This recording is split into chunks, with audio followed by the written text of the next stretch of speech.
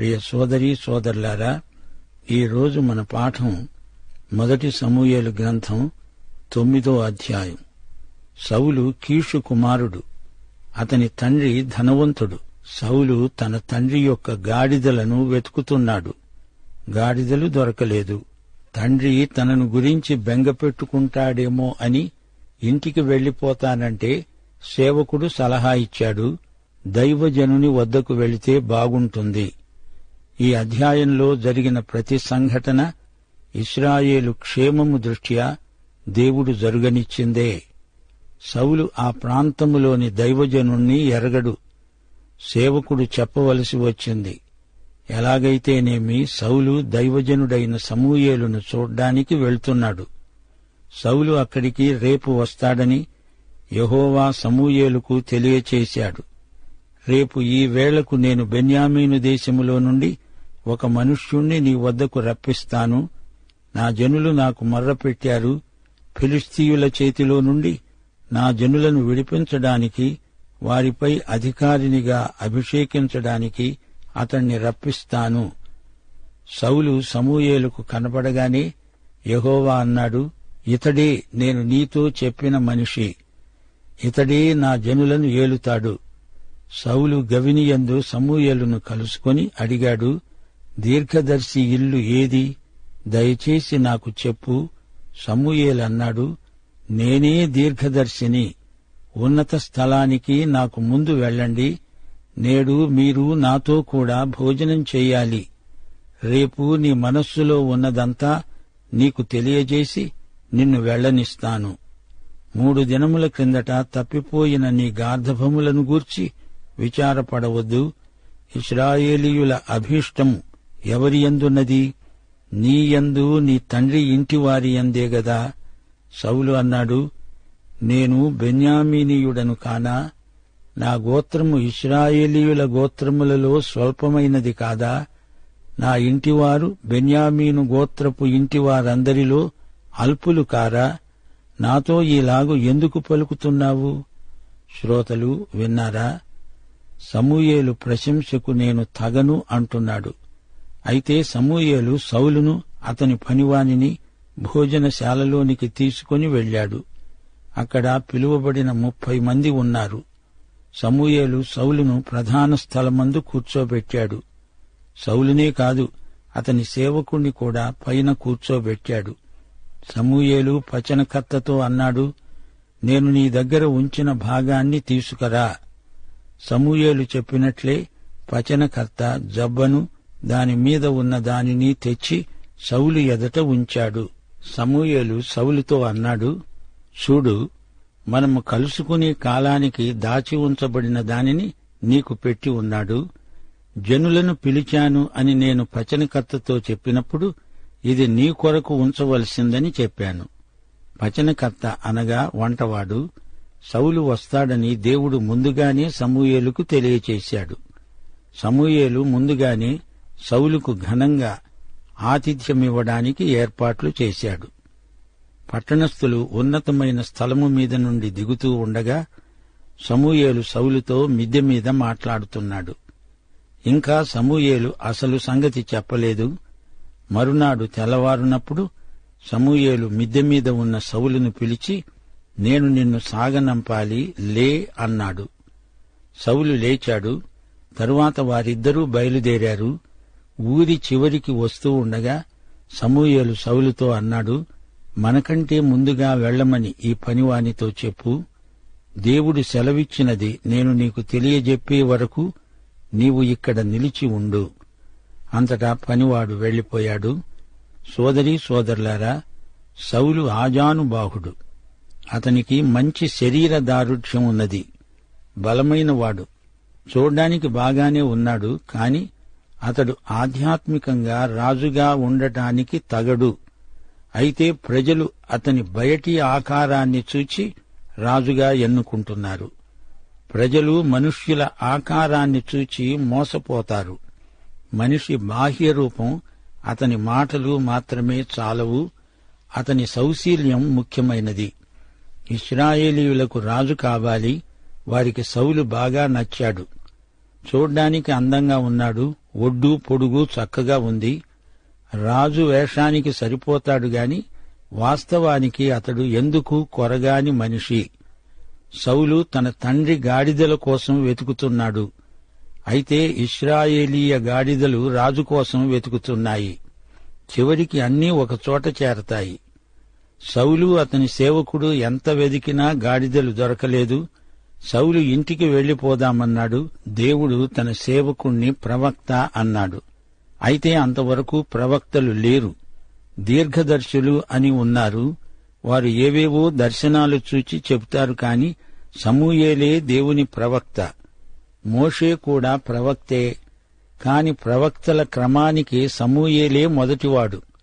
సమూయేలును గురించే సౌలు అతని సేవకుడు మాట్లాడుకుంటున్నారు. సమూయేలు సౌలును దారిలో కలుసుకున్నాడు. దేవుడు అంతకు ముందే సమూయేలుతో మాట్లాడాడు అన్నాము. ఇశ్రాయేలీయులు అరణ్యములో తిరగాడుతూ మాంసం కావాలని ఏడ్చారు.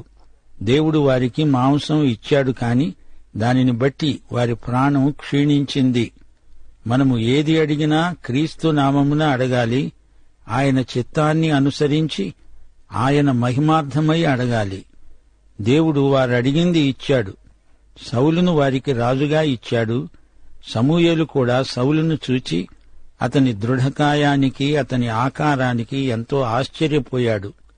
సమూయేలు అతనికెంతో మర్యాద చేశాడు. కాని సౌలు నిజంగా దేవుడు ఏర్పరచుకున్న రాజు కాడు, ప్రజలు కోరుకున్న రాజు. సౌలు ప్రజల మధ్య సంచరించినప్పుడు అందరికీ గంభీరంగా, అట్టహాసంగా కనిపించాడు. రాజులాగే కనపడ్డాడు. అతన్ని కావాలని కోరుకున్నారు. వారడిగిందే దేవుడిచ్చాడు. సౌలు నాటకీయత ఉట్టిపడేలా మాట్లాడుతున్నాడు. అయ్యా, నేనెంత, నా గోత్రం ఏపాటిది, నన్నెందుకింత ప్రశంసిస్తారు? గిద్యోను కూడా ఇలాగే మాట్లాడాడు. గాని అతడు చెప్పింది నిజం. హృదయపు అట్టడుగు నుండి మాట్లాడాడు. గిద్యోను యుద్ధాన్ని బట్టి భయపడ్డాడు. కాని ఇక్కడ గాడిదలను వెతికే సౌలుకు భయమెందుకు? సౌలు దొంగ వినయం ప్రదర్శిస్తున్నాడు. అతని తగ్గింపు తెచ్చిపెట్టుకున్నది. సమూయేలు సౌలుకు విందు చేశాడు. అందరూ కలిసి భోంచేశారు. సోదరీ సోదరులారా, వింటున్నారా? రాజు కావాలో అని ప్రజలు గొడవ చేశారు. పోయిన గాడిదలు దొరికాయి. అంతేకాదు, సౌలు రాజు కాబోతున్నాడు. సౌలు స్వార్థపరుడు. ఇంతవరకు తన గాడిదలు, తాను, తన తండ్రి తప్ప మరింకేమీ ఎరగడు. సౌలు మానసిక దౌర్బల్యం గలవాడు. దేవుని మీద కాదు, ప్రజాభిమానం మీద ఆధారపడ్డాడు. అతనిలో అసూయ ఉంది, అహంకారం ఉంది, మోసమున్నది. దేవుని ప్రేమను ఎరుగడు. అతడు దేవుని ఇష్టానుసారంగా ప్రవర్తించినవాడు కాడు. సౌలుకు ఆధ్యాత్మిక విషయాలలో ఆసక్తి లేదు. సోదరీ సోదరులారా, గమనించండి. ఈ అధ్యాయంలో 19వ వచనంలో సమూయేలు సౌలుతో అన్నాడు, నేనే దీర్ఘదర్శిని. సౌలు గాడిదలను వెతికినప్పుడు అవి దొరకలేదు. కాని దైవజనుని వెదకగా ఆయనే తనకు ఎదురుగా వచ్చి నిలిచాడు. యోహాను సువార్త 5వ అధ్యాయం 39-40 వచనాలు. యేసు ప్రభు యూదులతో అన్నాడు, లేఖనములయందు మీకు నిత్యజీవము కలదని తలంచుతూ వాటిని పరిశోధిస్తున్నారు. అవే నన్ను గూర్చి సాక్ష్యమిస్తున్నాయి. అయితే మీకు జీవము కలుగునట్లు మీరు నా వద్దకు రానొల్లరు. యేసుక్రీస్తే మార్గము, సత్యము, జీవము. మనం ఎంత వెదికినా ఆయన కనపడకపోతే ఏమి ప్రయోజనం? యోహాను సువార్త 1వ అధ్యాయం 38వ వచనంలో యోహాను శిష్యులు ఇద్దరు యేసునడిగారు, రబ్బీ, నీవు ఎక్కడ కాపురమున్నావు? యేసు అన్నాడు, వచ్చి చూడండి. మనము యేసు దగ్గరికి వెళ్లి ఆయన్ను చూడవచ్చు. సౌలు వచ్చిన పని ఒకటి, కాని అప్పగించబడిన పని మరొకటి. గాడిదలు వెతికే వానికి రాజ్యమే అప్పగించబడింది. దేవుడు సమూయేలుకు సౌలును చూపించాడు. అతన్ని రాజుగా అభిషేకించమన్నాడు. సౌలు లాంటి రాజు ఇశ్రాయేలీయులకు ఏమి సహాయం చేయగలడు? ఇశ్రాయేలీయులు ఎలాంటి రాజు కోసం అడిగారు? అన్యరాజుల వలె మంచి బలశౌర్యములు గలవాడు, యుద్ధాలు చేయగలవాడు కావాలని కోరారు. అందుకే దేవుడు సౌలునిచ్చాడు. సౌలు వీరికి మంచి పాఠమే నేర్పాడు. సౌలు మంచివాడు కాడని దేవునికి తెలుసు. అయినా దీని ద్వారా ప్రజలు మంచి పాఠం నేర్చుకుంటారని దేవుడు తలంచాడు. ప్రజలు సౌలును చూచి తృప్తి చెందారు. మంచి యుద్ధవీరుడని మెచ్చుకున్నారు. అనేకసార్లు మన జీవితంలో కూడా దేవుడు ఈ విధంగానే మనకు గుణపాఠాలు నేర్పుతాడు. ఇలాంటి అనుభవాల ద్వారా మనం వినయశీలం నేర్చుకుంటాము. ముగింపులో మా శ్రోతలకు కొన్ని సత్యాలు ఎత్తిచూపగోరుతాము. యెహోవా సమూయేలుతో మాట్లాడాడు. సౌలు అతని దగ్గరికి రాబోతున్నాడని చెప్పాడు. దేవుడు ఈ సంఘటన కోసం ఇటు సమూయేలును అటు సౌలును సిద్ధపరుస్తున్నాడు. సమూయేలు దేవుని స్వరం విన్నాడు. కాని సౌలు పరిస్థితులను బట్టి, ఒత్తిడిని బట్టి సమూయేలు దగ్గరికి వచ్చాడు. సౌలుకు దేవుని స్వరం తెలియదు. అతడు దేవుణ్ణి ఎరుగడు. దేవుడు మాట్లాడినా అతడు విని ఉండేవాడు కాడు. అతడు గాడిదల కోసం వచ్చాడు, దేవుని కోసం కాదు. అపొస్తలుల కార్యములు 9వ అధ్యాయంలో దేవుడు ఒక చెంప పౌలును, మరో చెంప అననీయాను ఒకరిని ఒకరు కలుసుకోవడానికి సిద్ధపరిచాడు. ఇద్దరూ ప్రభువు స్వరం విన్నారు. అపొస్తలుల కార్యములు 10వ అధ్యాయంలో దేవుడు ఒకవైపు పేతురును, మరోవైపు కొర్నేలిని సిద్ధపరిచాడు. సోదరుడా, సోదరి, నీవు ప్రభు స్వరం వింటున్నావా? మొదటి సమూయేలు 10వ అధ్యాయంలో ఏం జరిగిందో క్లుప్తంగా వినండి. సమూయేలు తైలపు బుడ్డి పట్టుకొని సౌలు తలమీద తైలము పోసి అతణ్ణి ముద్దు పెట్టుకొని అన్నాడు, యెహోవా నిన్ను అభిషేకించి తన స్వాస్థ్యము మీద అధిపతిగా నియమించి ఉన్నాడు. ఈ దినమున నీవు నా వద్ద నుండి పోయిన తరువాత దారిలో 2 మనుష్యులు నీకు కనపడతారు. అది బెన్యామీను సరిహద్దు. అక్కడే రాహేలు సమాధి ఉన్నది. అది సెల్సహు ప్రాంతం. వారు నీతో చెప్తారు, నీవు వెదకపోయిన గార్ధబొమ్మలు దొరికాయి. నీ తండ్రి తన గార్ధబొమ్మల కొరకు చింతించటం లేదు. నా కుమారుడు ఎక్కడున్నాడో అతన్ని కనుగొనడానికి నేనేమి చెయ్యాలి అంటూ నీకోసమే విచారపడుతున్నాడు. ఆ తరువాత నీవు అక్కడ నుండి తాబోరు మైదానానికి వస్తావు. నీకు 3 మనుష్యులు కనబడతారు. వారు బేతేలునకు దేవుని వద్దకు వెళ్తున్నారు. ఆ 3 ఒకడు 3 మేకపిల్లలను, ఒకడు 3 రొట్టెలను, ఇంకొకడు ద్రాక్షరసపు తిత్తిని మోస్తూ ఉంటారు. వారు నిన్ను కుశల ప్రశ్నలడిగి నీకు 2 రొట్టెలిస్తారు. అవి నీవు తీసుకోవాలి. నీవు అలాగే వెళ్లిపోవాలి. తిన్నగా దేవుని కొండకు చేరతావు. అక్కడే ఫిలిష్తీయుల దండు కాచేవారు ఉంటారు. నీవు ఊరి దగ్గరకు రాగానే స్వరమండలము, తంబురా, సన్నాయి, సితారా వాయించే వారి వెనక ఉన్నత స్థలము నుండి దిగివస్తున్న ప్రవక్తల సమూహము నీకు కనబడుతుంది. వారు ప్రకటన చేస్తూ వస్తారు. యెహోవా ఆత్మ నీ మీదికి బలంగా దిగి రావటంతో నీవు వారితో కలిసి ప్రకటన చేస్తూ ఉండగా నీకు కొత్త మనస్సు వస్తుంది. దేవుడు నీకు తోడుగా ఉంటాడు. ఈ సూచనలు నీకు సంభవించిన తరువాత నీకు మంచిదని తోచిన దాన్ని చెయ్యి. నాకంటే ముందుగా నీవు గిల్గాలునకు వెళ్లగా దహన బలులను, సమాధాన బలులను, సాధారణ బలులను అర్పించడానికి నేను నీ వద్దకు దిగి వస్తాను. నీవు చెయ్యవలసిన దానిని నీకు తెలియచేసే వరకు 7 దినముల పాటు నీవు అక్కడే నిలిచిపోవాలి. సౌలు సమూయేలు వద్ద నుండి వెళ్లిపోవడానికి బయలుదేరాడు. దేవుడతనికి కొత్త మనస్సు అనుగ్రహించాడు. ఆ దినమున్నే ఆ సూచనలు కనపడ్డాయి. రాజును ప్రవక్త అభిషేకిస్తాడు. అంతేకాదు, రాజుకు పట్టాభిషేకం కూడా ఉంటుంది. అయితే పట్టాభిషేకం రాజకీయ కార్యక్రమం, అభిషేకం ఆధ్యాత్మికం. అభిషేకం ద్వారా అభ్యర్థి దేవుని ప్రతినిధిగా ప్రజలకు పరిచయమవుతాడు. రాజును ఒక యాజకుడుగాని, ప్రవక్తగాని అభిషేకించాలి. అభిషేక తైలం ఎంతో విలువైనది. ఆలివ్ నూనె, బోళము మొదలైన పరిమళ ద్రవ్యాల మిశ్రమంతో అది తయారవుతుంది. పరిమళ తైలాన్ని రాజు తల మీద కుమ్మరిస్తారు. అది పరిశుద్ధాత్మ కుమ్మరింపునకు సంకేతం. దేవుని జ్ఞానము కలిగి బాధ్యతాయుతంగా రాజు పరిపాలన చేయాలి. ఈ వాక్య భాగంలో మా శ్రోతలు ఒక ముఖ్య విశేషాన్ని గుర్తించాలి. సౌలు ఆత్మతో నింపబడ్డాడు గదా, ఆ తరువాత ఎందుకని అతడు దుర్మార్గుడయ్యాడు? దీనికి కారణం ఉన్నది. పాత నిబంధనలో ఒక ప్రత్యేక సందర్భంలో దేవుడు తాత్కాలికంగా ఆయా వ్యక్తులకు పరిశుద్ధాత్మ నింపుదల అనుగ్రహించాడు. న్యాయాధిపతుల కాలంలో అలాగే జరిగింది. పరిశుద్ధాత్మ ఒక ప్రత్యేకమైన పని చేయడానికి ఆయా వ్యక్తులను తాత్కాలికంగా నింపాడు. పాత నిబంధనలో అవిశ్వాసుల మీదికి, అన్యుల మీదికి కూడా పరిశుద్ధాత్మ వచ్చాడు. సౌలు ఆరంభంలో కొత్త మనస్సు గలిగి పనిచేశాడు. పరిశుద్ధాత్మ అతనికి అట్టి మనస్సు దయచేశాడు. రాను రాను సౌలు అధికార గర్వంతో, అహంకారంతో నిండిపోయాడు. దేవునికి దూరమైపోయాడు. పరిశుద్ధాత్మ అతన్ని విడిచిపెట్టాడు. పరిశుద్ధాత్మ అతనిలో లేడుగాని బయట నుండి అతన్ని గద్దిస్తూ వచ్చాడు. పరిశుద్ధాత్మ పాపమును గురించి, నీతిని గురించి, తీర్పును గురించి లోకాన్ని ఒప్పిస్తాడు గాని పరిశుద్ధాత్మ విశ్వాసులలో మాత్రమే నివసిస్తాడు. యేసుక్రీస్తునందు విశ్వాసముంచి రక్షణ పొందిన వారిలోనే పరిశుద్ధాత్మ నివాసముంటాడు.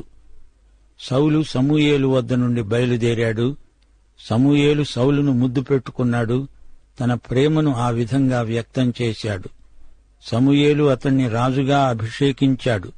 సౌలుకు కొత్త మనస్సు వచ్చింది కాని అది తాత్కాలికమే. అది సంపూర్ణమైన మారు మనస్సు కాదు. కీషు గాడిదలు దొరికాయి, ఇప్పుడు కుమారుడే తప్పిపోయాడు. సౌలు కొత్త మనస్సు పొందాడు గాని కొత్త మనిషి కాలేదు. ఆ మాటకొస్తే బిలాము కూడా కొత్త మనస్సుతోనే మాట్లాడాడు. ఇస్కరియోతు యూదా కూడా యేసుతో కలిసి 3.5 సంవత్సరాలు సేవ చేశాడు. అద్భుతాలు కూడా చేశాడు. కాని మనిషి మారలేదు. సౌలు వెళ్లిపోతున్నాడు. సమూయేలు అనుకున్నాడు, ఆహా, ఇతని నడక ఎంత హుందాగా ఉందో. కాని అతని నడత మంచిది కాదు. ఇక్కడ ప్రవక్త పొరపడ్డాడు. అలాగే నాతాను ప్రవక్త దావీదుకు దేవాలయం కట్టవలసిందని చెప్పి పొరపాటు చేశాడు. తరువాత నాతాను తన పొరపాటు సరిదిద్దుకున్నాడు. అలాగే సౌలును గురించి సమూయేలు గొప్పగా అంచనా వేశాడు. అతని బయటి ఆకారాన్ని చూచి అంచనా వేశాడు కాని అది సరికాదు. 1 సమూయేలు 10వ అధ్యాయం 10వ వచనం. వారు ఆ కొండ దగ్గరికి వచ్చినప్పుడు ప్రవక్తల సమూహము ఎదురుపడగా దేవుని ఆత్మ బలంగా అతని మీదికి వచ్చాడు. అతడు వారి మధ్యనే ఉండి ప్రకటన చేస్తున్నాడు. పూర్వము అతణ్ణి ఎరిగిన వారందరూ అతడు ప్రవక్తలతో కూడా ఉండి ప్రకటించడం చూచి ఒకనితో ఒకరు చెప్పుకున్నారు, కీషు కుమారునికి సంభవించిందేమిటి? సౌలును ప్రవక్తలలో ఉన్నాడా? ప్రవక్త దేవుని మూలంగా పలుకుతాడు. కొన్నిసార్లు జరగబోయే సంగతులను దేవుడు ప్రవక్త ద్వారా బయలుపరుస్తాడు. ప్రవక్తలు దేవుని పక్షాన మాట్లాడి ప్రజలను దేవుని వైపునకు మరల్చడం వారి విధ్యుక్తం. సౌలు స్నేహితులు అతని మాటలు విని ఆశ్చర్యపోయారు. ఇదేమి చోద్యం? సౌలు ప్రవక్త అయ్యాడా? లోక సంబంధమైన ఈ వ్యక్తి ప్రవక్త కావడమేమిటి? ఆధ్యాత్మిక విషయాలు ఇతనికి గిట్టవు గదా. ఆ స్థలమందు ఉన్న ఒకడన్నాడు, వారి తండ్రి ఎవడు? అనగా సౌలును చూడు, అతని తండ్రిని చూడు, తండ్రిని బట్టి కొడుకు. సౌలు తండ్రి భయభక్తులు లేనివాడు, అతని కొడుకు ఎలా ప్రవక్త అయ్యాడు? అందుకే సౌలు కూడా ప్రవక్తలలో ఉన్నాడా అనే సామెత పుట్టింది. అంతటా అతడు ప్రకటించడం చాలించి ఉన్నత స్థలానికి వచ్చాడు. సౌలు యొక్క పినతండ్రి అతణ్ణి అతని పనివాణ్ణి చూచి అడిగాడు, మీరిద్దరూ ఎక్కడికి వెళ్లారు? పనివాడన్నాడు, గార్ధబములను వెతకటానికి వెళ్లాము. అవి కనపడకపోగా సమూయేలు వద్దకు వెళ్లాము. సౌలు యొక్క పినతండ్రి ఎవరు? అతడు ఎవరో కాదు, అబ్నేరు. సంగతి తెలుసుకుందామని చూచాడు గాని సౌలు గార్ధబములు దొరికినవని ప్రవక్త చెప్పాడు అన్నాడు గాని రాజ్యమును గూర్చి సమూయేలు చెప్పిన మాటను తెలపలేదు. ఈ విషయంలో సౌలు తెలివిగా వ్యవహరించాడు. ప్రవక్త చెప్పినది నెరవేరే వరకు సౌలు ఆ విషయాన్ని రహస్యంగా ఉంచడం మంచిదే అయింది. తరువాత సమూయేలు మిస్పాకు యెహోవా వద్దకు జనులను పిలువనంపించి ఇశ్రాయేలీయులతో అన్నాడు, ఇశ్రాయేలీయుల దేవుడైన యెహోవా సెలవిస్తున్నాడు, నేను ఇశ్రాయేలీయులైన మిమ్ములను ఈజిప్టు దేశంలో నుండి రప్పించి ఈజిప్టు దేశీయుల వంశము నుండి మిమ్మును బాధపెట్టిన వారి వంశములో నుండి విడిపించాను. అయినా మీ దుర్దశలన్నిటినీ ఉపద్రవములన్నిటినీ పోగొట్టి మిమ్ములను రక్షించిన మీ దేవుణ్ణి మీరిప్పుడు విసర్జించి మా మీద ఒకణ్ణి రాజుగా నియమించుమని ఆయనను అడిగి ఉన్నారు.